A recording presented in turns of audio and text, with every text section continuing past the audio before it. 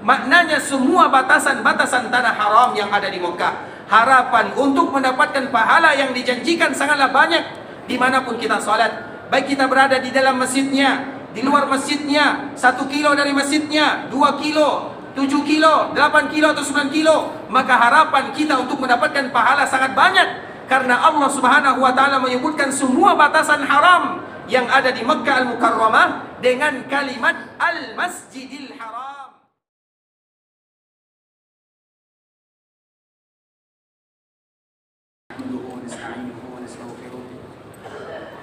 ونعوذ بالله من شرور أنفسنا ومن سيئات أعمالنا من يهده الله فلا مضل له ومن يضلل فلا هادي له أشهد أن لا إله إلا الله وحده لا شريك له وأشهد أن محمدا عبده ورسوله لا نبي بعد أما بعد يا أيها الذين آمنوا اتقوا الله حق تقاته ولا تموتن إلا وأنتم مسلمون يا أيها الناس اتقوا ربكم الذي خلقكم من نفس واحدة وخلق منها زوجها وبث منهما رجالا كثيرا ونساء واتقوا الله الذي تساءلون به والأرحام إن الله كان عليكم رقيبا يا أيها الذين آمنوا اتقوا الله وقولوا قولا سديدا يصلح لكم أعمالكم ويغفر لكم ذنوبكم ومن يطع الله ورسوله فقد فاز فوزا عظيما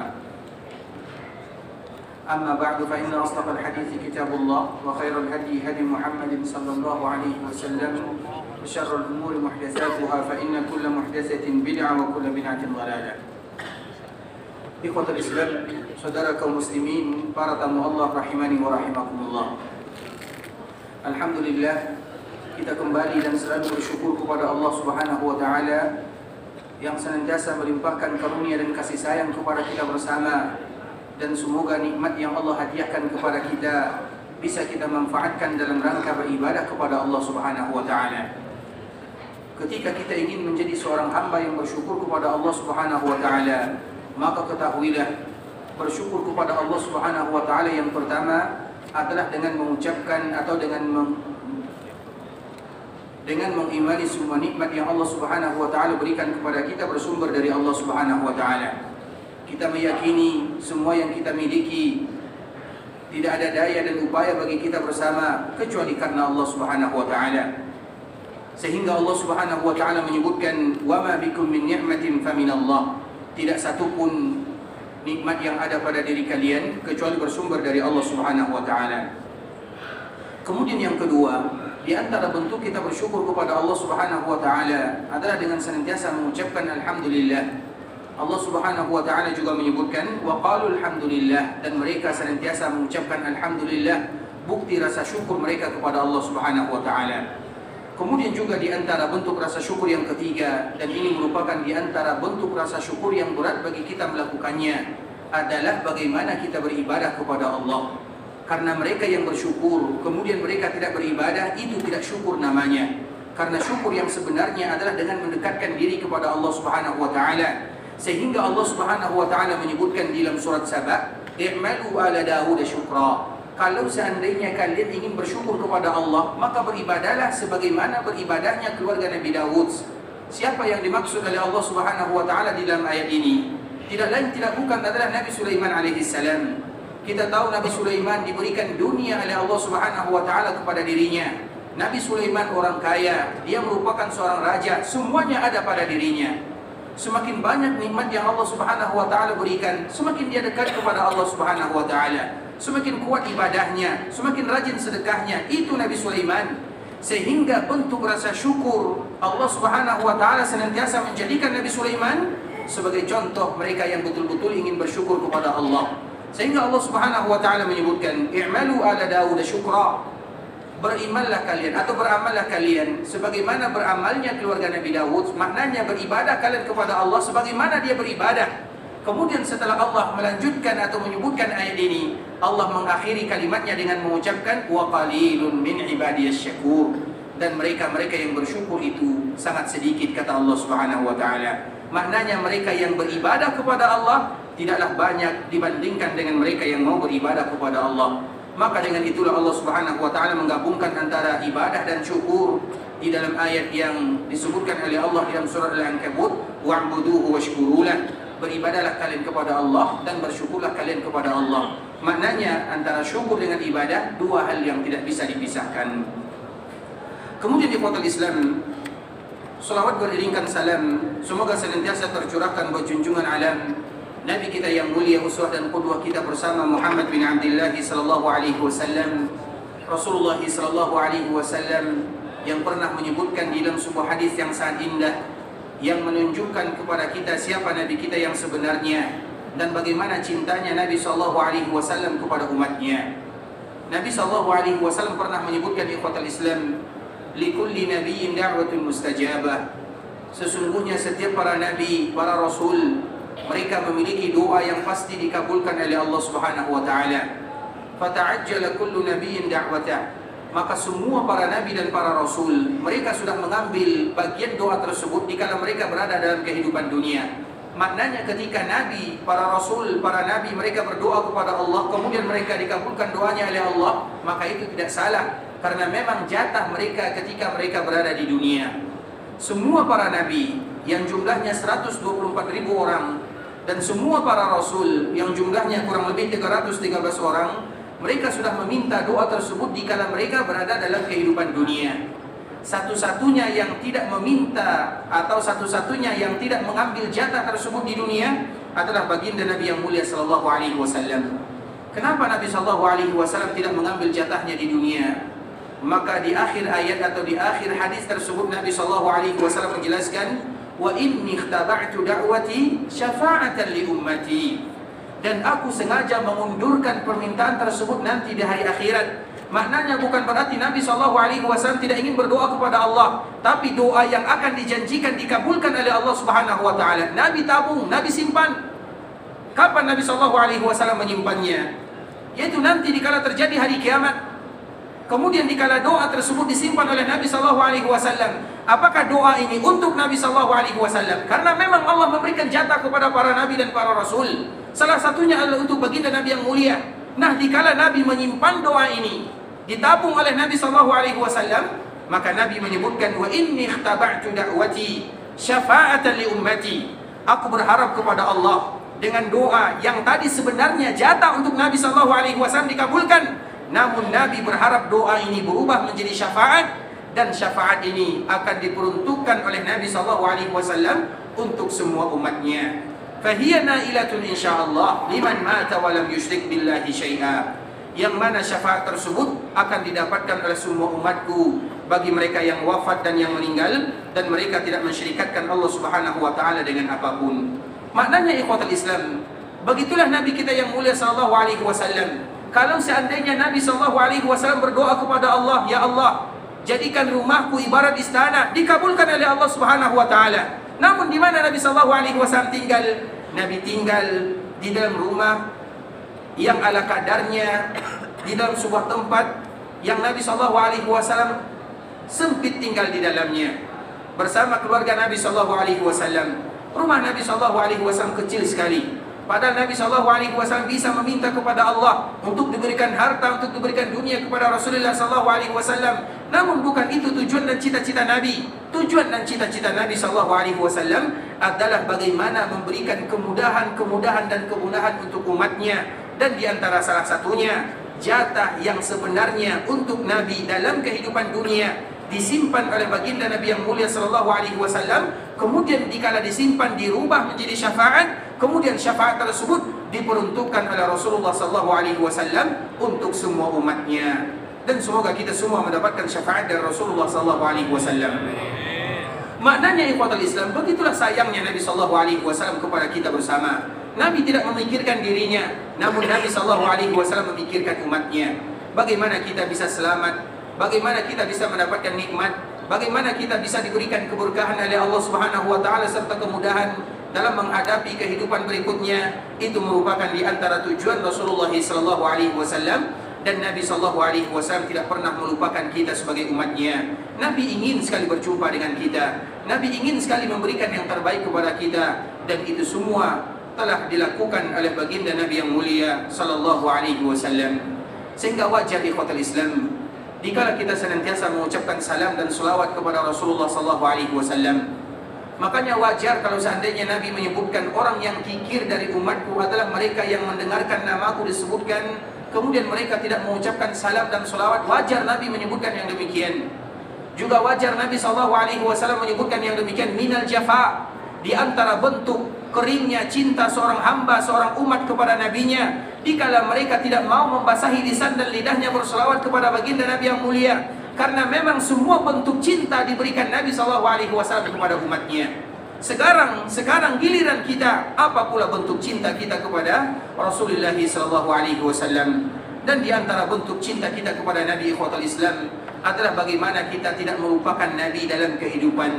Salah satunya adalah mengucapkan salam dan solawat yang tidak boleh kita lewatkan hari-hari kita tanpa ada solawat di dalamnya. Maka selalu kita menyebutkan minimal seorang umat atau seorang hamba mereka bersolawat kepada Rasulullah sallallahu alaihi wasallam 10 kali di pagi hari dan 10 kali di sore hari. Itu merupakan kadar minimal. Maknanya 10-20 kali mereka mengucapkan salam dan selawat kepada Rasulullah sallallahu alaihi wasallam setiap harinya. Semakin banyak mereka mengucapkan salam dan selawat, maka semakin besar pahala yang mereka dapatkan, semakin kuat ikatan cinta mereka kepada baginda yang mulia, dan semakin besar harapan mereka untuk mendapatkan syafaat dari Rasulullah sallallahu alaihi wasallam. Karena Nabi itu sendiri yang menyebutkan, inna awlan nasi bi yaumal qiyamah aktsaruhum alayya salata. Sesungguhnya mereka yang pantas terhadap diriku. Apa makna pantas terhadap diri Nabi? Mereka yang dekat dengan Nabi, mereka yang mendapatkan kemuliaan dari Nabi, mereka yang mendapatkan syafaat dari Nabi. Aktsaruhum alayya salata. Mereka yang paling banyak mengucapkan salawat kepada Rasulullah sallallahu alaihi wasallam. Allahumma salli ala Muhammad wa ala ali Muhammad kama sallaita ala Ibrahim wa ala ali Ibrahim innaka Hamidum Majid. اللهم بارك على محمد وعلى آل محمد كما باركت على إبراهيم وعلى آل إبراهيم في العالمين إنك حميد مجيد. Ikhwatul Islam, saudara kaum muslimin, para tamu Allah rahimani wa rahimakumullah. Sebelum kita melanjutkan pembahasan kita tentang masalah ibadah haji, kita senantiasa ingin menyampaikan di antara keutamaan-keutamaan yang dimiliki oleh kota Madinah, dan di antara salah satunya ikhwatul Islam adalah bagaimana kita berusaha semaksimal mungkin untuk mendapatkan pahala yang dijanjikan oleh baginda Nabi yang mulia sallallahu alaihi wasallam. Di antara salah satu pahala yang luar biasa, terutama dikala kita berada di kota Madinah, adalah hadis Nabi sallallahu alaihi wasallam yang dibawakan oleh sahabat Abu Hurairah. Nabi sallallahu alaihi wasallam menyebutkan, salatun fi masjidi hadza khairun min alfi salatin fi ma siwa illa al-masjidil haram. Nabi sallallahu alaihi wasallam menyebutkan, mereka yang melaksanakan ibadah salat di dalam masjidku ini, maka lebih baik daripada 1000 salat dibandingkan mereka melakukan salat di tempat yang lainnya, kecuali Masjidil Haram yang ada di Mekah. Di dalam hadis yang mulia ini, ikhwatul Islam, banyak sekali pelajaran yang bisa kita ambil. Yang pertama, Nabi menyebutkan salatun, salat yang dilakukan oleh umatku. Seolah-olah dikala kita bertanya kepada Nabi, ya Rasulullah, kira-kira salat apa yang harus kami lakukan? Maka Nabi SAW ternyata sudah memberikan jawaban. Jawaban Nabi SAW tersebut ada di dalam kalimat yang dibacakan oleh Nabi SAW. Karena Nabi SAW menyebutkan di dalam hadis ini, salatun. Salatun itu ikhwatul Islam adalah bahasa Arab yang sifatnya adalah nakirah. Kita selalu menyebutkan ikhwatul Islam. Misalnya kita contohkan ini adalah air. Air itu bahasa Arabnya adalah al-ma'. Apabila kita menyebutkan air dengan menggunakan kalimat al-ma'u, menggunakan alif lam, maka artinya adalah air ini airnya, disebut dengan ma'rifah, menggunakan alif lam di awalnya, al-ma'u. Namun kalau seandainya kita menghilangkan kalimat atau huruf alif dan lamnya, kemudian kita menyebutkan ma'un, maka itu sifatnya adalah nakirah. Nakirah itu, apa arti nakirah? Nakiro itu artinya sesuatu yang tidak diketahui. Makanya ada yang namanya malaikat munkar dan nakir. Kenapa mereka disebut dengan munkar? Munkar itu artinya malaikat yang bertanya kepada seorang hamba dikala mereka sudah berpindah alam. Yang tadinya mereka berada di alam dunia, sekarang mereka berada di alam barzakh.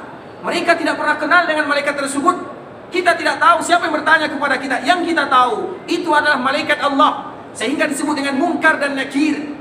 Kenapa disebut dengan munkar dan nakir? Kita tidak pernah kenal sebelumnya, maka disebut dengan munkar dan nakir. Maka misalnya apabila ada amalan-amalan perbuatan yang kita tidak tahu sebelumnya, disebut dengan munkar.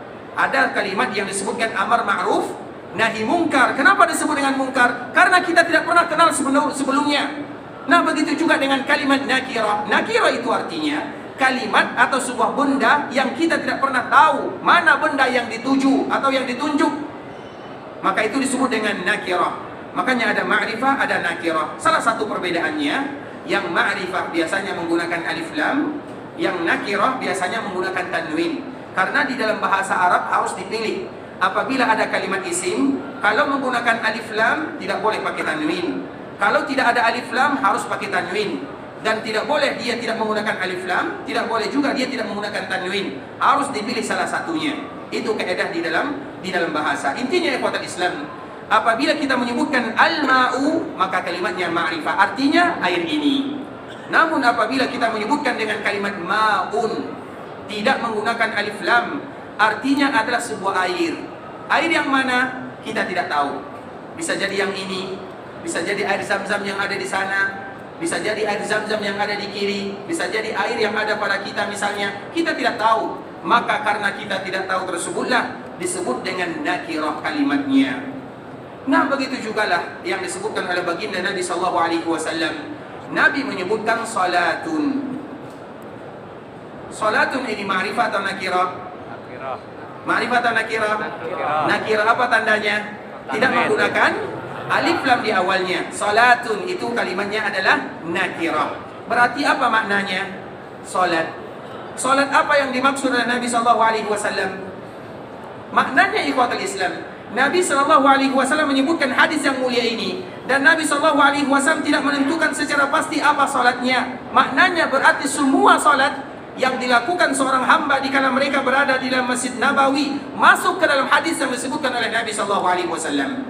Baik itu salat wajib, salat sunat mutlak, salat sunat muqayyad, salat sunat semuanya. Makanya itu kesempatan bagi kita bersama ikhwatul Islam, terutama dikala kita berada di Masjid Nabawi, semua salat dianjurkan kita melakukannya di dalam masjid Rasulullah sallallahu alaihi wasallam.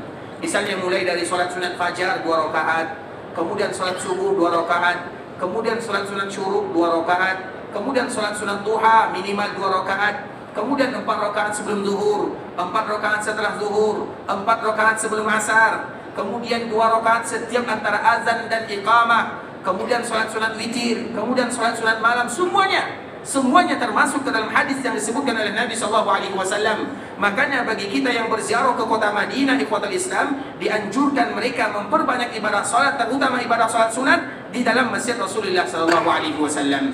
Bahkan termasuk juga ke dalamnya ikhwatul Islam, salat sunat yang jarang-jarang kita lakukan selama kita berada di daerah kita. Namun di sini 5 kali kita melakukan salat wajib, 5 kali itu pula lah kita akan melakukan salat tersebut, atau yang kita kenal dengan salat janaiz. Makanya apabila nanti ada muazzin yang mengumandangkan as-salatu 'alal amwat, as-salatu 'alal mayyit, kita tahu maknanya atau kita tidak tahu maknanya. Apakah kita mensalatkan laki-laki atau yang perempuan, yang besar ataupun yang kecil, anak-anak ataupun orang dewasa, yang penting kita ikut melaksanakan salat bersama imam. Karena itu termasuk ke dalam bagian daripada salat, dan itu termasuk ke dalam hadis yang disebutkan oleh Nabi sallallahu alaihi wasallam, salatun. Kalau seandainya kita ikut mensalatkan saudara kita yang meninggal di daerah kita, maka kita akan mendapatkan satu pahala, atau pahalanya adalah 1 qirat. 1 qirat itu besarnya sebesar bukit Uhud. Itu 1 qirat. Kalau kita mensalatkan saudara kita di luar kota Madinah, maka dikala kita mensalatkan saudara kita di Masjid Nabawi, maka kita akan mendapatkan berapa pahalanya? Dikalikan saja. Begitulah kemuliaan yang disebutkan oleh Rasulullah SAW, sehingga kita tidak bakhil, terutama di dalam melaksanakan. Mungkin salat sunat semua kita bisa melakukannya, tapi dikala salat jenazah, ada di antara sebagian kita yang mungkin karena ketidaktahuannya atau karena tidak tahu makna dan maksudnya, maka setelah kita mendengarkan kalimat ini ikhwatul Islam, jangan ada lagi di antara kita yang kikir kepada saudara-saudara kita yang sudah lebih dahulu dipanggil oleh Allah Subhanahu wa taala. Karena itu juga termasuk ke dalam hadis salatun, salat yang dilakukan. Bahkan kita tahu ikhwatul Islam, Nabi SAW menyebutkan salatun fi masjidi hada, salat yang dilakukan di dalam masjidku ini. Untuk kota Madinah, masjid Rasulullah SAW khusus yang kita saksikan sekarang ini, ikhwatal Islam. Walaupun para ulama mereka berbeda, mana batasan masjid Rasulullah SAW. Ada yang menyebutkan di pintu kita yang ada di bagian belakang ini, ada lagi yang menyebutkan di pagar luar sana, itu semuanya termasuk ke dalam kategori masjid Rasulullah SAW. Dan memang terjadi perbedaan para ulama di sana. Hanya saja kami pribadi lebih condong kepada pendapat yang menyebutkan bahwa bahkan pagar yang ada di luar sana juga termasuk bagian daripada masjid Rasulullah SAW. Berarti semua mereka yang sholat di luar sana, selama berada dalam batasan pagar, dan tentunya lebih utama lagi mereka yang sholat di dalamnya, maka akan mendapatkan keutamaan yang dijanjikan oleh baginda Nabi yang mulia SAW. Dan itu semuanya termasuk ke dalam bagian Masjid Nabawi. Karena Masjid Nabawi ini, ikhwatul Islam, Masjid Nabawi ini kemarin kita menyebutkan dia berbeda dengan Raudhah. Raudhah itu ada batasannya. Nabi menyebutkan di antara rumahku dan mimbarku taman di antara taman-taman surga. Dan Masjid Nabawi yang dibangun oleh Nabi itu lebih luas daripada Raudhah. Raudhah itu diberikan batasan, sedangkan Masjid Nabawi tidak diberikan batasan oleh Nabi SAW. Maknanya lebih panjang daripada Raudhah, lebih luas daripada Raudhah. Kemudian yang pertama kali memperluas Masjid Nabawi adalah Nabi itu sendiri, yaitu ketika terjadi perang Khaybar. Kapan terjadi perang Khaybar? Tahun ke-5 atau tahun ke-6? Ada yang tahu? Perang Khaybar, kapan terjadi perang Khaybar? Ada yang tahu? Perang Khaybar ke-5 atau ke-6? Perang Khaybar ini, ikhwatul Islam, ada sebuah peperangan yang terjadi pada tahun ke-7 Hijriah. Terjadi pada tahun ke-7 Hijriah. Nah, sepulangnya Nabi SAW dari perang Khaybar, maka yang pertama kali melakukan perluasan untuk Masjid Nabawi adalah Nabi itu sendiri. Kapan Nabi melakukan perluasan untuk masjidnya? Setelah pulang dari perang Khaybar. Maknanya, ikhwatul Islam, itu muqaddimah dari Nabi SAW. Kalau seandainya Nabi yang pertama kali melakukan perluasan di dalam masjidnya, maka sampai bila-bila saja, sampai kapanpun kalau dilakukan perluasan untuk Masjid Nabawi, maka semuanya akan tetap dinamakan dengan Masjid Rasulullah SAW. Untuk zaman sekarang, mungkin yang kita saksikan sampai di pagar luar sana, bisa jadi 10 tahun yang akan datang, misalnya Allah berikan kesempatan kepada kita untuk melaksanakan ibadah umrah atau melaksanakan ibadah haji, Masjid Nabawi sudah lebih luas lagi. Bisa jadi 2 kali lipat luasnya daripada masjid yang kita saksikan sekarang ini. Dan kita tidak tahu. Makanya sekarang terjadi perluasan besar-besaran, terutama dimulai dari zaman Raja Abdullah rahimahullahu ta'ala. Raja Abdullah itu kemarin atau dulu di zaman kepemimpinannya, dia datang ke Masjid Nabawi, kemudian memberikan sebuah perintah untuk memberikan perluasan luas sekali, berkilo-kilo luasnya untuk Masjid Nabawi. Dan sekarang sudah kita saksikan sebagian daripada perluasan. Maknanya, ikhwatul Islam, sampai kapanpun, sepanjang apapun, seluas apapun dilakukan perluasan, maka itu semuanya termasuk ke dalam kategori Masjid Nabawi, Masjid Rasulullah SAW. Apabila ada orang sholat di dalamnya, maka mereka akan mendapatkan keutamaan yang disebutkan oleh baginda Nabi yang mulia SAW. Sehingga itu merupakan di antara kabar gembira dari Nabi, bahwa yang sholat di dalam Masjid Nabawi, di dalamnya, berarti di luarnya tidak mendapatkan.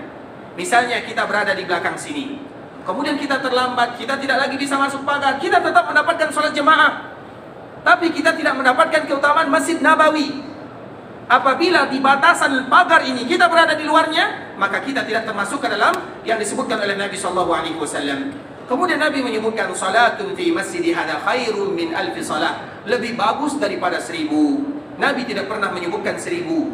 Berarti mereka yang sholat di Masjid Nabawi pahalanya bisa jadi beribu-ribu. Kita tidak tahu, karena Nabi sendiri tidak memberikan batasan. Kadar minimal adalah 1000, tapi kadar maksimal Nabi menyebutkan khairun, artinya adalah lebih baik. Berapa lebih baiknya kita tidak tahu. Makanya, ikhwatul Islam, kalau kita sholat berjamaah bersama kaum muslimin di luar, maka kita akan mendapatkan pahala 27 darjat. Di dalam riwayat yang lain 25 darjat. Nah, kalau seandainya kita melakukan salat jamaah di Masjid Rasulullah SAW, maka kalikan 1000, berapa? 27.000 atau 25.000. Begitulah maknanya, ikhwatul Islam. Ternyata memiliki keutamaan yang luar biasa. Begitu juga kalau seandainya berada di Masjidil Haram yang ada di Mekah. Di Mekah itu bukan 100.000, tapi dikalikan lagi. Begitulah keutamaan yang didapatkan oleh seseorang dikala mereka mendapatkan atau melaksanakan perintah Nabi SAW, yaitu melaksanakan ibadah solat. Makanya dianjurkan bagi kita bersama ikhwatul Islam, jangan melakukan solat, terutama bagi kita yang zuwar, laki-laki ataupun yang perempuan. Dianjurkan bagi kita dikala kita berada di kota Madinah untuk menghabiskan waktu di dalam masjid Rasulullah sallallahu alaihi wasallam, terutama dalam rangka melaksanakan ibadah salat. Ini merupakan motivasi bagi kita bersama ikhwatul Islam, terutama tentang keutamaan yang ada di kota Madinah. Salah satunya adalah melaksanakan ibadah salat, dan semua salat akan masuk di dalamnya. Tinggal bagaimana kita memperbanyak ibadah salat. Kalau seandainya kita tahu waktu kita di sini banyak ikhwatul Islam, alhamdulillah kurang lebih ada yang 8 hari, ada yang 9 hari. Apa ruginya kalau seandainya kita tidak ada jadwal? Jadwal kita itu tidak banyak. Jadwal kita di luar hanya berziarah Quba, berziarah ke Bukit Uhud, kemudian berziarah ke Baqi. Itu saja yang kita lakukan. Kemudian kita berziarah ke Raudhah. Setelahnya apa? Setelahnya kita tidak ada waktu dan tidak ada agenda, kecuali agenda kita masing-masing. Maka agenda yang paling bagus adalah memperbanyak momen kita, waktu kita berada di dalam masjid Rasulullah SAW. Lakukan apa yang bisa kita lakukan, terutama ibadah salat, karena itu merupakan ibadah yang luar biasa, memiliki pahala yang disebutkan oleh baginda Nabi yang mulia SAW. Ikhwatul Islam, saudara kaum muslimin, para tamu Allah rahimani wa rahimakumullah. Sekarang kita akan kembali melanjutkan pembahasan kita yang sebelumnya berkaitan dengan masalah ibadah umrah. Telah selesai kita jelaskan, dan setelah kita melakukan ibadah umrah, tentunya bagi kita yang melaksanakan haji tamattu', dan rata-rata kita akan melakukan haji tamattu', dikala kita selesai melaksanakan ibadah umrah ikhwatul Islam, maka kita pun bertahallul ataupun kita memendekkan rambut kita ini, kemudian kita selesai memakai pakaian biasa. Tinggal bagaimana kita memperbanyak ibadah, terutama nanti sesampainya kita berada di Masjidil Haram yang ada di Mekah. Dan tadi kita menyebutkan, kalau di Masjidil Haram yang ada di Madinah, pahala salat itu didapatkan bagi mereka yang salat di dalam saja, maknanya di batasan Masjid Nabawi saja. Tapi kalau seandainya Masjidil Haram yang ada di Mekah, itu berbeda ceritanya. Dan ini sebelumnya telah kita jelaskan, dan kita ulang secara singkat saja ikhwatul Islam, agar kita tidak bersedih. Karena selama kita berada di Mekah, jarang di antara kita yang tempat tinggalnya 500 meter atau 1 kilo. Rata-rata tempat kita tinggal kita jauh. Ada yang 2 kilo, ada yang 3, bahkan ada yang 7, ada yang 9 kilo. Jauh sekali ikhwatul Islam. Dan kita juga tahu, tanah haram yang ada di Madinah lebih kecil dibandingkan dengan tanah haram yang ada di Mekah. Di Madinah ini tanah haramnya kurang lebih 8 kilo di kanan, 8 kilo di kiri. Begitu juga yang bagian atas, bagian bawah. Sedangkan di Mekah itu luas sekali, kurang lebih 23, 25. Jadi tanah haram yang ada di Makkah itu lebih luas daripada tanah haram yang ada di Madinah. Maknanya ikhwatul Islam, dikala kita berada di Mekah, Mekah itu berbeda. Nabi menyebutkan di Madinah, mereka yang sholat di dalam Masjid Nabawi saja. Itu kalau kita di Madinah. Sedangkan kalau kita di Mekah, tidak diberikan batasan oleh Nabi SAW. Maknanya ikhwatul Islam, berarti harapannya dimanapun kita berada, selama kita berada di dalam batasan-batasan tanah haram yang ada di Mekah, kalau seandainya kita melakukan ibadah di dalamnya, terutama ibadah salat, maka kita akan mendapatkan pahala yang dijanjikan oleh Nabi SAW, lebih daripada 100.000. Itu kalau seandainya kita berada di Mekah. Di Madinah, Nabi yang memberikan patokan, fi masjidi hada, barang siapa yang salat di dalam masjidku, berarti di luar tidak lagi dinamakan dengan Masjid Rasulullah. Sedangkan di Mekah, Nabi tidak menyebutkan yang demikian. Nabi hanya menyebutkan secara umum. Maknanya semua batasan-batasan tanah haram yang ada di Mekah, harapan untuk mendapatkan pahala yang dijanjikan sangatlah banyak dimanapun kita salat.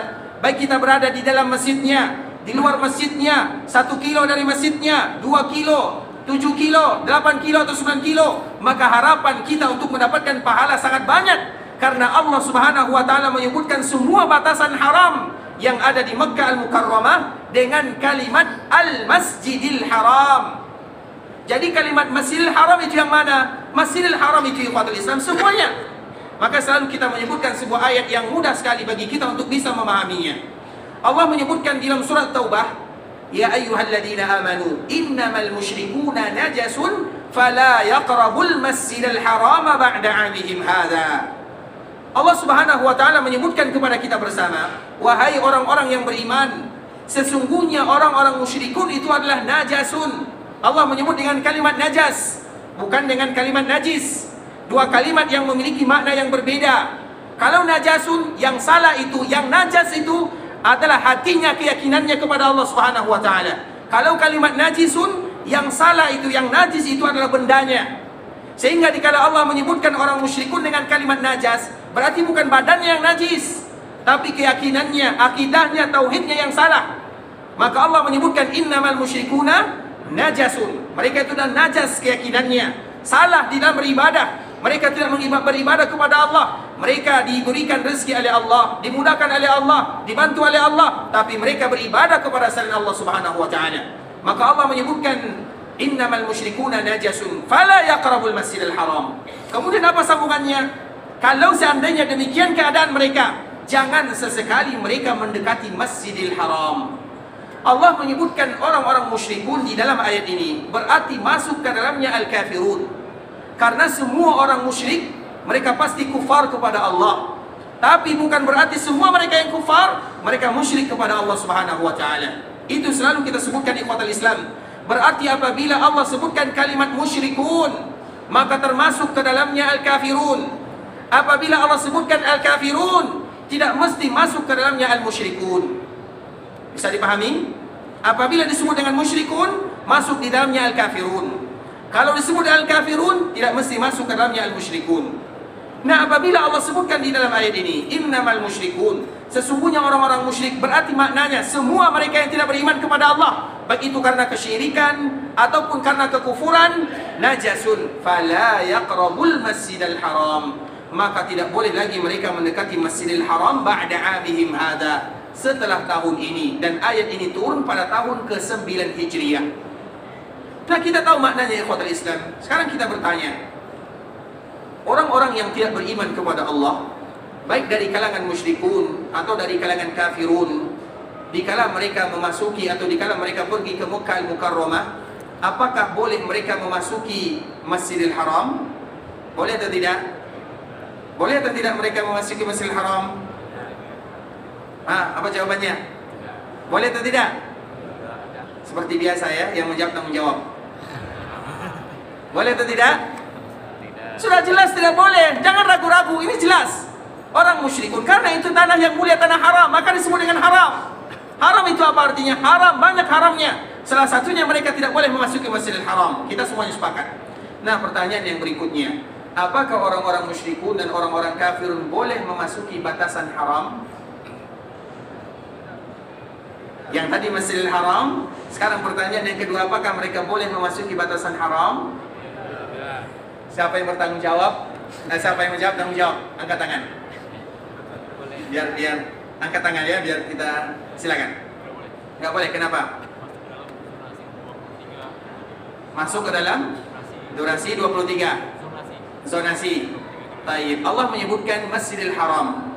Kemudian Bapak menyebutkan tanah haram. Mana yang benar? Allah menyebutkan fala yaqrabul Masjidil Haram. Allah menyebut dengan kalimat fala yaqrabul Masjidil Haram, jelas. Fala yaqrabul Masjidil Haram. Nah, kita menyebutkan bahwa mereka tidak boleh masuk ke batasan haram. Jadi seolah-olah ada pertentangan di sini. Apa jawabannya? Ini hanya sekedar pertanyaan ya, belum selesai kita. Apa jawabannya? Ada yang bisa menjawab?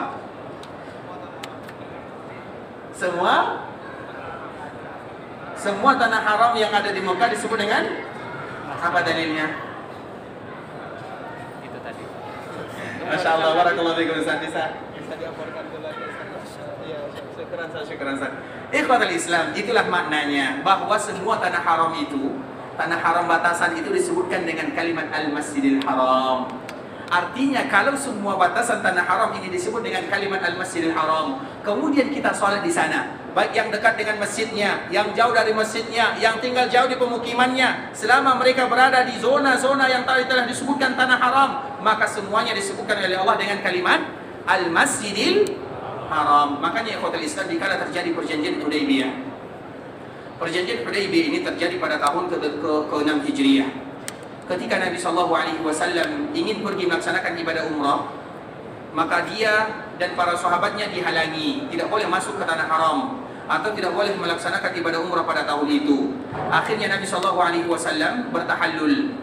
Kemudian ketika Nabi SAW ingin sholat, karena Nabi menjanjikan kepada sahabatnya agar nanti pada tahunnya la tadkhulunnal masjidal harama insyaallah aminin. Pada tahun sebelumnya, tahun ke-5 Hijriah, Nabi menyebutkan bermimpi dan Allah menurunkan ayat la tadkhulunnal masjidal harama insyaallah aminin. Kalian akan masuk ke tanah haram. Namun ternyata mereka tidak boleh masuk ke tanah haram atau ke Masjidil Haram. Apa yang terjadi ikhwatul Islam? Ketika Nabi dihalangi tidak bisa jadi masuk ke Masjidil Haram, maka dikala Nabi melaksanakan ibadah salat, Nabi mencari batasan-batasan tanah haram. Kemudian Nabi masuk ke dalam batasan tanah haram, sehingga betullah apa yang Allah sebutkan, la tadkhulunnal masjidal haram. Kalian akan memasuki Masjidil Haram, padahal Nabi hanya masuk ke dalam batasan tanah haram. Artinya ikhwatul Islam, kemuliaan bagi kita bersama, terutama bagi kita yang ada di Mekah, dimanapun kita berada. Walaupun terjadi perbedaan para ulama, tapi ini merupakan pendapat yang kami condong kepadanya. Dimanapun kita berada, berapapun jarak kita, maka janganlah bersedih, karena itu semua disebut dengan Al-Masjidil Haram. Walaupun tidak sama ikhwatul Islam, mereka yang sholat di dalam masjidnya dengan mereka yang sholat di luarnya tidak akan sama. Dan itu semua tergantung kepada perjuangan kita. Sama-sama mendapatkan 100.000, sama-sama lebih 100.000, tapi 100.000 itu juga berbeda antara satu dengan yang lainnya. Tidak mungkin mereka yang bersusah payah 2 jam antrian mereka sampai ke Masjidil Haram, kemudian mereka yang sholat di hotelnya, di masjid hotelnya, apakah sama pahalanya? Iya, sama-sama 100.000, tapi 100.000-nya yang mana? Tidak akan sama nilainya. Makanya selalu kita mengibaratkan ibarat HP. Yang 100.000 yang jauh sholatnya di luar, maka ibarat HP-nya HP Nokia. Yang kalau seandainya di dalam Masjid Haramnya, itu HP-nya HP iPhone. Sama-sama HP, tapi berbeda kualitasnya. Tidak akan mungkin sama mereka yang berusaha berjuang. Terutama nanti dikala kita pergi ke Mekah, kemudian kita umrah, kemudian setelah kita umrah, apa yang kita lakukan? Waktu kita masih ada 3 minggu menunggu tanggal 8 Zulhijjah, masih banyak waktu kita. Apa yang harus kita lakukan? Disitulah kita berjuang. Semakin jauh tempat kita, kemudian kita semakin mengeluarkan pengorbanan uang yang kita keluarkan. Misalnya ada yang 7 kilo, ada yang 6 kilo, kemudian mereka pakai taksi misalnya, kemudian mereka perginya harus 2 jam bahkan 3 jam sebelum masuk waktu sholat agar mereka bisa memasuki. Tidak sama ikhwatul Islam, walaupun semuanya sama-sama mendapatkan 100.000. Oleh karenanya itu merupakan di antara perbedaan yang ada di tanah haram Makkah dan tanah haram yang ada di Madinah. Karena secara umum tanah haram yang ada di Makkah merupakan tanah haram yang paling dicintai oleh Allah Subhanahu wa taala, sesuai dengan apa yang Nabi sebutkan pertama kali Nabi diusir dari Makkah Al-Mukarramah. Rasulullah SAW menyebutkan, wallahi innaki la khairu ardillah wa ahabbu ardillah ila Allah walaula anni ukhrijtu minki ma kharajtu. Nabi SAW menyebutkan, demi Allah, sesungguhnya engkau wahai Makkah ada tanah Allah yang paling baik, berarti dia yang terbaik. Wa ahabbu ardillahi ilallah, dan engkau adalah tanah yang paling dicintai oleh Allah. Walaula anni ukhrijtu minki ma kharajtu, kalau aku tidak diusir, aku tidak akan pernah keluar darimu. Namun apalah daya, Nabi SAW tidak diterima dakwahnya. Terpaksa Nabi SAW diperintahkan oleh Allah mencari daerah yang lainnya. Namun kalau seandainya Nabi tidak diusir, Nabi akan tetap selama-lamanya berada di kota Mekah. Karena itu tanah yang paling dicintai oleh Allah. Kalau Allah cinta kepada tanah Mekah, berarti tanah Mekah memiliki keutamaan yang luar biasa. Salah satu keutamaannya bahwa semua batasan haram itu disebutkan dengan kalimat Al-Masjidil Haram. Ikhwatul Islam, saudara kaum muslimin, para tamu Allah rahimani wa rahimakumullah. Kemudian dikala kita selesai melaksanakan ibadah umrah, maka kita akan menunggu sampai tanggal 8 Zulhijjah. Kita akan menunggu sampai tanggal 8 Zulhijjah. Namun sebelum kita menyebutkan yang demikian ikhwatul Islam, kita akan menyebutkan sedikit tentang masalah al-mahzuratul ihram. Mahzuratul ihram yaitu al-mahzurat fil ihram, mahzurat, larangan-larangan yang harus kita berhati-hati selama kita melakukan ihram, terutama nanti kita akan melaksanakan ibadah umrah atau dikala kita ingin menunggu tanggal 8 Zulhijjah, maka kita harus berusaha untuk menjaganya sesuai dengan namanya al-ihram. Al-ihram itu diambil dari kata-kata haram. Haram itu artinya sebelumnya boleh kita melakukan, tapi setelah kita memakai pakaian ihram, maka haram bagi kita untuk melakukannya, sehingga disebut dengan ihram. Ihram itu diambil dari kata-kata haram. Yang pertama ikhwatul Islam, yang tidak boleh kita lakukan selama kita berada di dalam ihram adalah mengambil rambut yang ada di anggota badan kita ini. Itu sesuatu yang semuanya kita maklum dan semua kita mengetahuinya. Tidak boleh mengambil rambut yang tumbuh di anggota badan kita ini selama kita mengenakan pakaian ihram. Kemudian yang kedua ikhwatul Islam, juga tidak boleh bagi kita untuk memotong kuku kita. Kemudian yang ketiga, tidak boleh bagi kita untuk memakai wewangian. Tidak boleh memakai wewangian, itu ikhwatul Islam terbagi kepada dua. Ada orang yang memakai wewangian di pakaiannya, ada orang yang memakai wewangian di badannya. Nah, salah satu di antara yang dua ini boleh kita lakukan. Jadi tidak boleh memakai wewangian, tapi ini sebelum ihram ya. Tidak boleh memakai wewangian apabila kita sudah ihram, tidak boleh memakainya. Tapi sebelumnya, misalnya nanti kita akan memakai pakaian ihram, maka boleh bagi kita memakai yang sifatnya wewangian di badan. Bisa dipahami? Misalnya nanti kita akan pergi menuju Makkah Al-Mukarramah, kemudian kita mengenakan pakaian ihram, kemudian kita membuat wewangian anggota badan kita ini, maka itu tidak menjadi masalah. Yang tidak boleh itu adalah meletakkan wewangian di pakaian ihram kita. Kenapa para ulama mereka membedakan yang demikian? Karena wewangian yang ada di badan itu hanya bertahan 5 menit atau 1 jam saja. Tapi apabila diletakkan di anggota di pakaian, maka itu akan bertahan lama, sehingga para ulama mereka membedakan. Sehingga nanti apabila kita ingin, belum berniat, kita sudah memakai pakaian ihram, namun kita belum berniat, maka boleh bagi kita memakai wewangian walaupun sisa wanginya masih ada setelah kita masuk ke dalam ihram, tapi hanya boleh di badan, bukan di pakaian. Apa alasannya? Karena di badan mudah hilangnya, sedangkan di pakaian itu sulit hilangnya. Kenapa demikian ikhwatul Islam? Dan ini merupakan di antara bentuk kesukaan Allah Subhanahu wa taala kepada hambanya. Karena Allah, ikhwatul Islam, Allah dikala kita melihat dalam keadaan alami, misalnya kita tampil apa adanya. Makanya dikala nanti kita melaksanakan ibadah ihram, banyak wangi-wangi yang kita tidak akan pernah menciumnya di mana-mana saja. Tapi semakin berbau misalnya, ada rasa-rasa bau yang berbeda, misalnya baunya, maka ketahuilah ikhwatul Islam, di saat itulah Allah Subhanahu wa taala semakin sayang kepada hambanya. Makanya dikala kita memakai pakaian ihram, bukan yang kita perhatikan adalah penampilan. Karena semakin kita tidak memperhatikan penampilan karena keadaan, kita tidak bisa memperhatikan penampilan karena keadaan kita safar, makan kita tidak jelas, semuanya tidak jelas, bahkan tidur pun tidak bisa. Maka di saat itulah Allah Subhanahu wa taala semakin suka kepada hambanya. Tidakkah kita tahu ikhwatul Islam, ketika kita berpuasa, kemudian kita mengeluarkan bau mulut yang tidak sedap, tapi itu wangi di sisi Allah Subhanahu wa taala. Kenapa demikian? Karena wangi ini atau bau ini keluar karena beribadah kepada Allah. Begitu juga dikala kita kiaskan, dikala kita memakai pakaian ihram. Ketika kita memakai pakaian ihram baru 2 jam atau 3 jam, apalagi di musim panas ini, maka kita mungkin akan menutup hidung antara satu dengan yang lainnya. Tapi itu lebih wangi di sisi Allah Subhanahu wa taala. Itu maknanya. Karena bau ini keluar, bentuk kita beribadah kepada Allah Subhanahu wa taala. Bukankah kita melihat hadis Nabi sallallahu alaihi wasallam, "Rubba rajul ash'as a'bar madfu'un bil abwab, law aqsama 'ala Allah la barra." Coba kita lihat bagaimana hadis Nabi sallallahu alaihi wasallam. Kalian akan memperhatikan ada orang yang penampilannya kusut masai, rambutnya keriting, berdebu, badannya tidak terurus. Kalau seandainya dia dilihat oleh orang lain, maka dia akan diusir karena jeleknya penampilannya. Tapi kalau seandainya mereka bersumpah atas nama Allah, "Lau aqsama 'ala Allah la barra."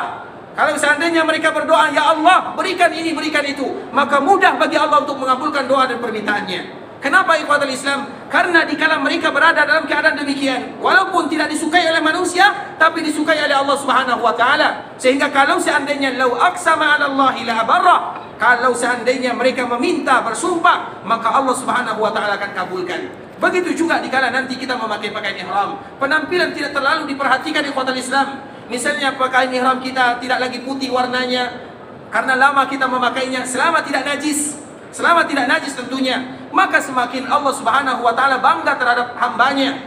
Misalnya penampilan kita, rambut kita yang mungkin acak-acakan, mungkin kulit kita yang sudah mulai kasar, ataupun yang semisalnya, ketahuilah ikhwatul Islam, momen itu adalah momen yang paling disukai oleh Allah. karena kita melakukan yang demikian dalam rangka beribadah kepada Allah, dan Allah semakin suka kepada hambanya. Jikalau Allah suka kepada hambanya, kemudian kalau seandainya mereka berdoa, maka pasti Allah kabulkan doa dan permintaannya. Makanya kenapa tidak boleh memakai wangian ikhwatul Islam? Apa salahnya jika kita beribadah kita wangi? Tapi yang diinginkan oleh Allah adalah bagaimana kita tampil dalam keadaan alami, bagaimana keadaan kita yang sebenarnya. Begitulah Allah Subhanahu wa taala suka kepada hambanya. Salah satunya adalah masalah wewangian. Kemudian ikhwatul Islam, di dalam masalah wewangian ini kadang-kadang para ulama juga mereka menjelaskan. Misalnya dikala nanti kita memakai pakaian ihram, kemudian kita ada melihat sedikit wewangian, misalnya sabun.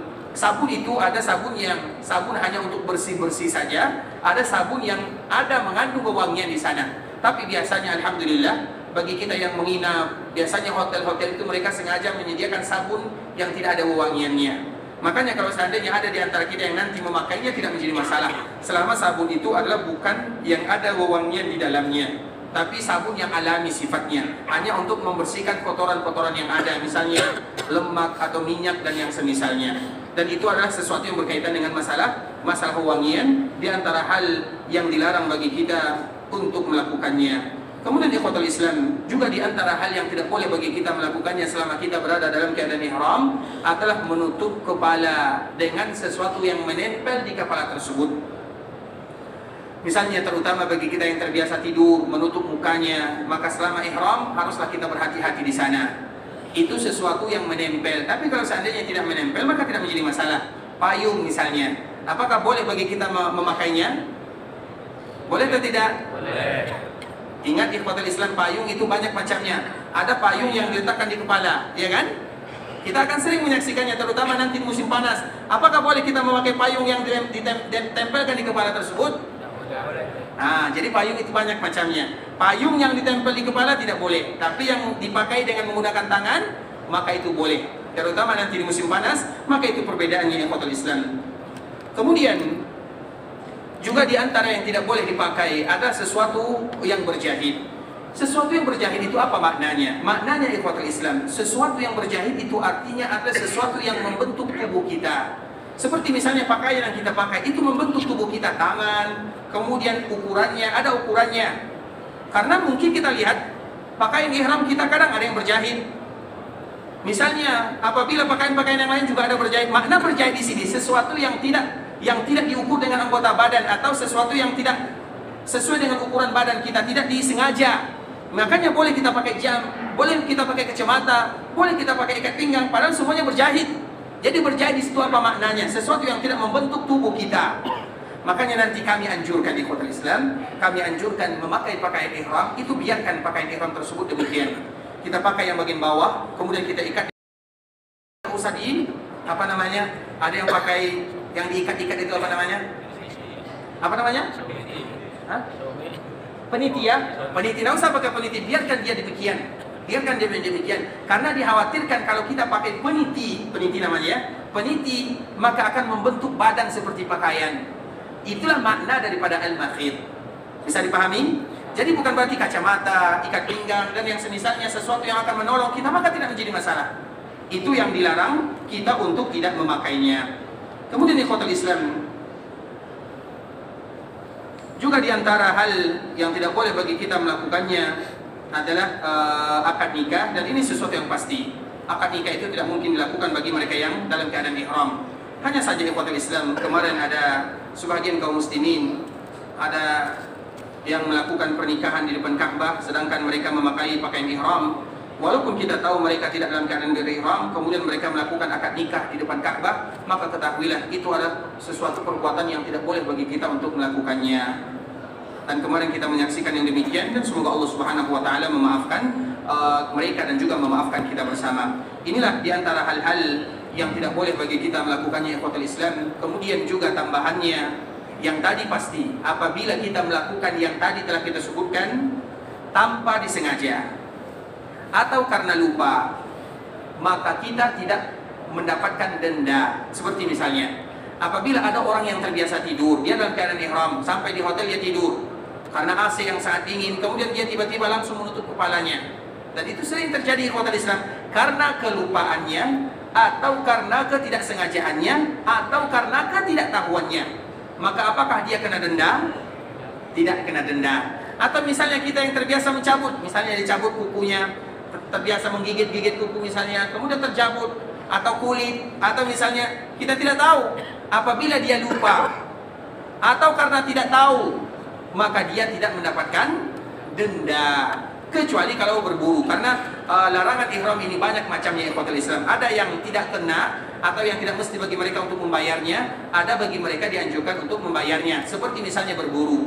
Berburu ini, ikhwatul Islam, adalah di antara salah satu yang dilarang dikala kita melakukan ihram. Berburu di sini maknanya hewan-hewan yang bisa dimakan. Tapi kalau seandainya hewan tersebut tidak bisa dimakan, maka itu tidak berburu namanya. Misalnya dikala kita ihram, kita pergi ke Arafah atau pergi ke Mina atau pergi ke Muzdalifah, kita tahu Mina, Arafah, Muzdalifah adalah tempat yang hanya dikunjungi satu kali dalam satu tahun saja. Kadang-kadang dikala kita sampai di sana, masih banyak lalatnya, masih banyak semutnya, masih banyak ba'udahnya. Apa ba'udah ya?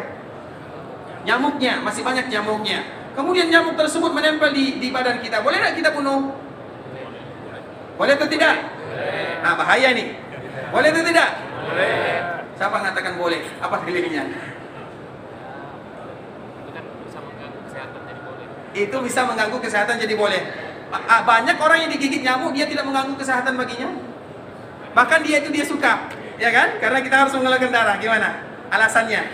Karena mengganggu sama seperti ular. Karena itu bukan hewan buruan. Masya Allah, Masya Allah. Karena silakan bisa di Masya Allah ya. Karena itu bukan hewan buruan. Sedangkan alasan-alasan yang kedua dan yang ketiga itu adalah alasan yang lain. Tapi alasan yang pertama adalah karena hewan tidak termasuk ke dalam hewan buruan. Hewan buruan itu ikhwatul Islam disengaja atau tidak disengaja, maka kita tetap membayar denda.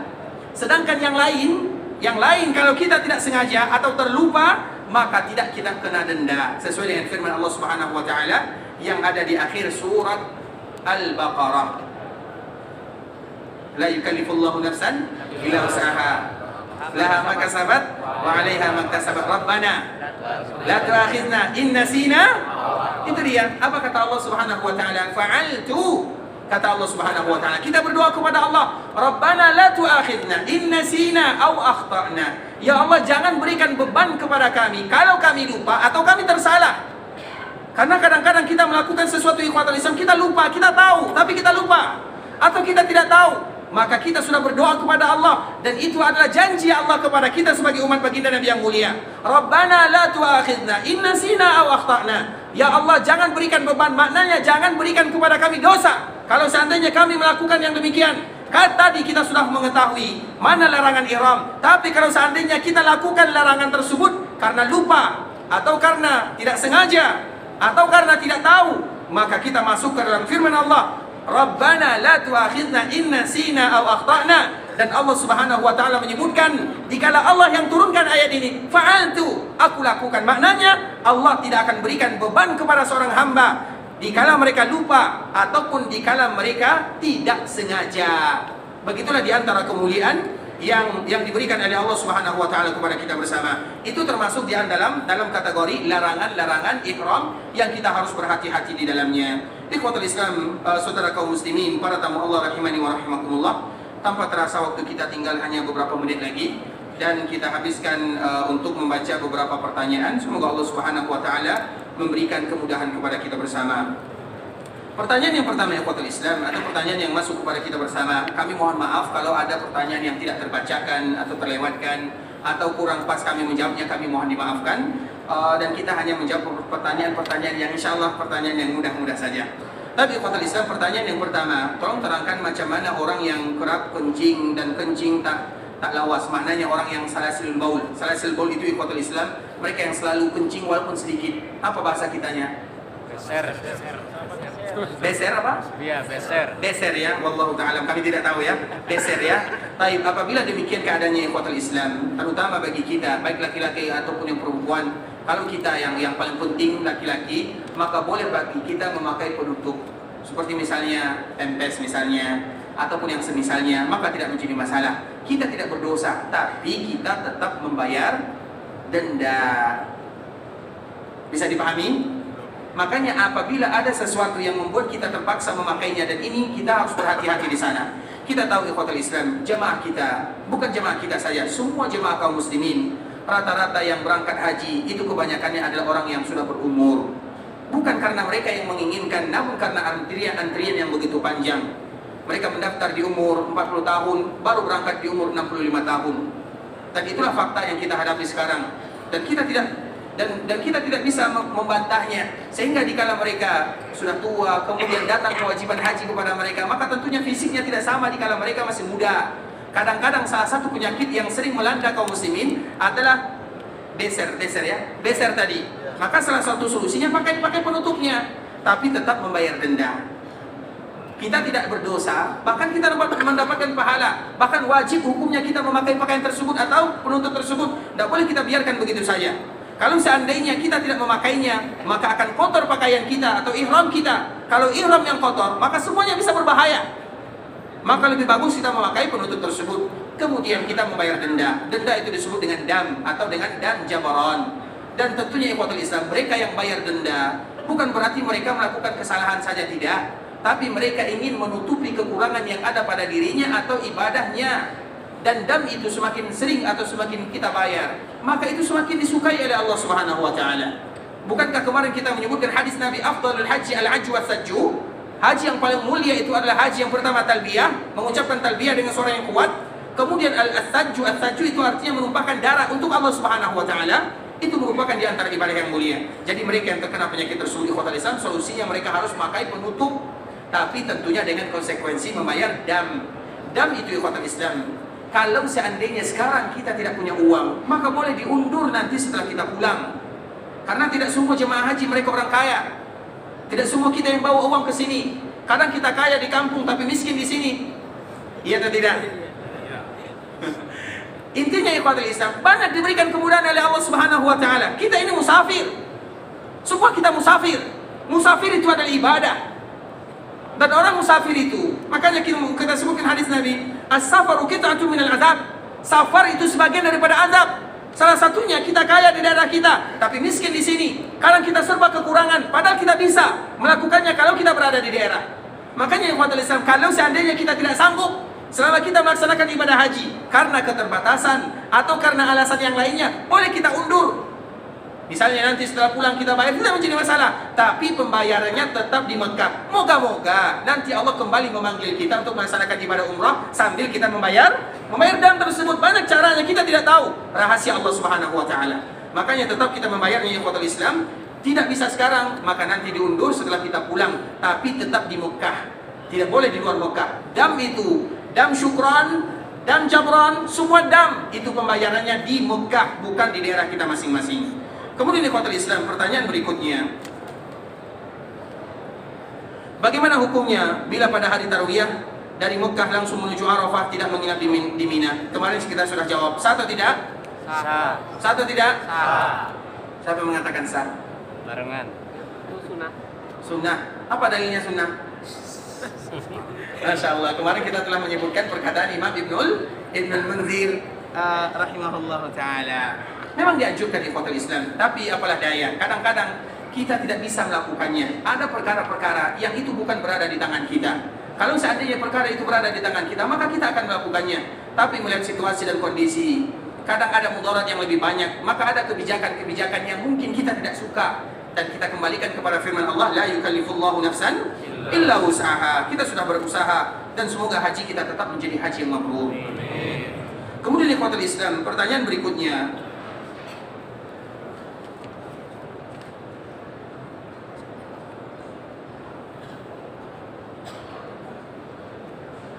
ini ada permintaan didoakan dan semoga Allah Subhanahu wa taala memberikan kemudahan kepada kita bersama ikhwatul Islam dari manapun kita berada, baik yang dari daerah kita, daerah-daerah tetangga dan seluruh kaum muslimin yang mereka melaksanakan ibadah haji pada tahun ini.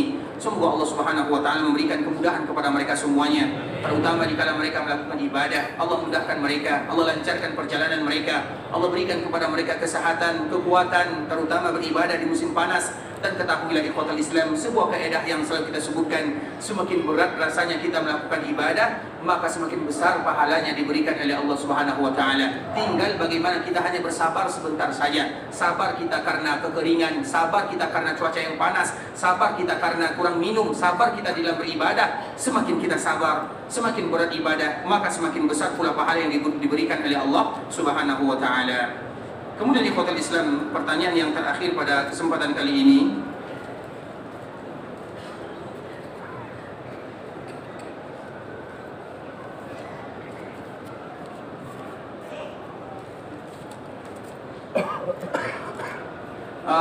sepertinya sudah selesai pertanyaan yang kita baca ikhwatul Islam. Semoga Allah Subhanahu wa taala berikan kemudahan kepada kita bersama, dan insyaallah pembahasan kita akan kembali kita lanjutkan pada keesokan harinya. Dan selalu kita menyebutkan ikhwatul Islam, terutama selama kita berada di kota Madinah, mari kita sama-sama memanfaatkan momen yang indah ini dalam keadaan yang begitu padat, dalam keadaan keramaian yang luar biasa, tapi beribadah kepada Allah Subhanahu wa taala juga harus selalu kita laksanakan. Salah satu ibadah yang paling mulia selama kita berada di kota Nabi, di Masjid Rasulullah SAW, adalah ibadah belajar agama di dalamnya.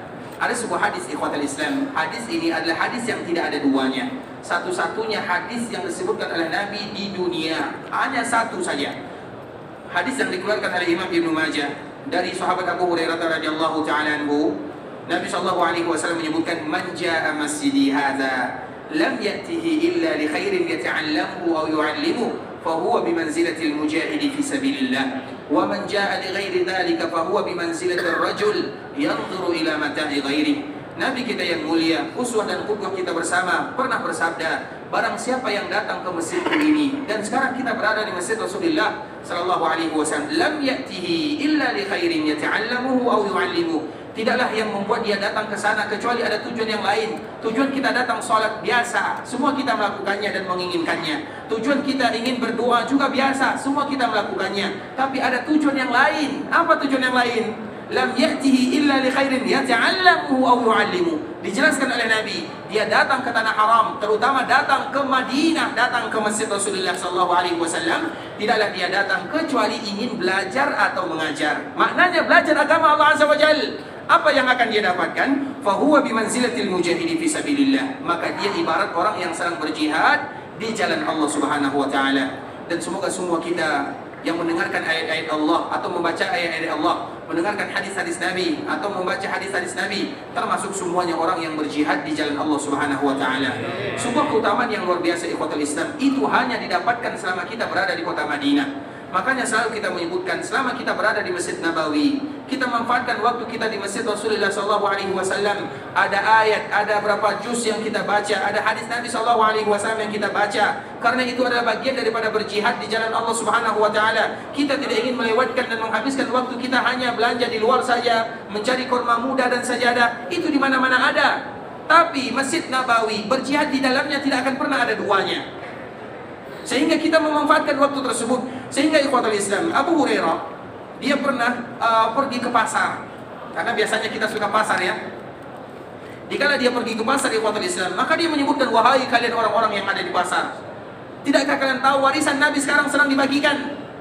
Maka orang-orang yang ada di pasar, mereka semuanya berlarian menuju Masjid Rasulullah SAW. Sesampainya mereka di masjid, mereka tidak mendapatkan warisan atau tidak menemukan warisan dibagikan, karena yang terbayangkan warisan itu adalah dinar, dirham. Mereka kembali kepada Abu Hurairah, "Wahai Abu Hurairah, mana warisan yang dibagikan?" Maka Abu Hurairah bertanya, "Wahai kalian, apa yang kalian jumpai selama kalian berada di masjid tersebut atau di Masjid Nabawi? Apa yang kalian temukan?" Maka kami menemukan orang yang sedang belajar, ada orang yang sedang baca Quran, ada orang yang sedang baca hadis Nabi SAW. Apa jawaban Abu Hurairah? Itulah warisan Nabi SAW. Al-Quran yang kita baca warisan Nabi, hadis yang kita baca itu warisan Nabi. Dan apabila kita membaca warisan Nabi SAW, berarti itulah perhiasan yang sesungguhnya. Sebelum kita berjumpa dengan baginda yang mulia, kita membawa warisan-warisan yang telah diwariskan oleh Nabi kepada kita bersama. Makanya ikhwatul Islam, wajar jika Nabi menyebutkan fahuwa bimanzilatil mujahidi fi sabilillah. Maka dia ibarat orang yang berjihad di jalan Allah Subhanahu wa taala. Ikhwatul Islam, saudara kaum muslimin, sampai di sini pembahasan yang bisa kita jelaskan. Yang benar dari Allah Subhanahu wa taala, yang salah dari diri kami pribadi karena kurangnya ilmu kami, karena kebodohan dan kejahilan kami. Kami mohon dimaafkan kalau seandainya ada kata-kata yang salah, kata-kata yang kurang berkenan di hati. Kita senantiasa berharap kepada Allah, berdoa kepada Allah, terutama di momen-momen yang indah ini, ikhwatul Islam, agar Allah ampunkan dosa kita bersama, dosa orang tua kita. Kalau ada di antara mereka yang masih diberikan umur panjang oleh Allah Subhanahu wa taala, semoga Allah melimpahkan kekuatan dan kesehatan kepada mereka semua. Kalau seandainya mereka sudah dipanggil oleh Allah, semoga Allah jadikan perkuburan mereka taman di antara taman-taman surga. Semoga Allah Subhanahu wa taala ampunkan dosa saudara-saudari kita, kakek nenek kita, guru-guru kita, orang-orang yang pernah berbuat baik kepada kita. Kalau ada di antara kita yang sakit, semoga Allah berikan kesehatan dan kekuatan. Kalau ada di antara kita yang mendapatkan musibah, semoga Allah Subhanahu wa taala berikan kelapangan. Kalau ada di antara kita yang berhutang, semoga Allah Subhanahu wa taala lunaskan. Semoga Allah berikan keberkahan dalam kehidupan kita. Semoga Allah berkahi anak cucu kita, keluarga kita, istri kita, dan seluruh kaum muslimin. Kalau ada di antara kita yang ingin meninggalkan kota Madinah untuk pergi ke Makkah Al-Mukarramah dalam rangka beribadah, semoga Allah Subhanahu wa taala mudahkan perjalanannya, terima semua amal ibadahnya, Allah kabulkan doa dan permintaannya, Allah jadikan umrah yang mereka lakukan adalah umrah yang mabrurah, dan sa'i mereka adalah sa'i yang masykur, dosa mereka adalah dosa yang diampunkan oleh Allah Subhanahu wa taala. Ikhwatul Islam, kita tutup pembahasan kita dengan mengucapkan doa kafaratul majlis. Subhanakallahumma bihamdika asyhadu an la ilaha illa anta astaghfiruka wa atubu ilaik. Wa sallallahu wa sallim ala nabiyyina wa habibina wa khalilina wa sayyidina Muhammadin wa ala alihi wa sahbihi wa sallama tasliman katsira. Assalamualaikum warahmatullahi wabarakatuh.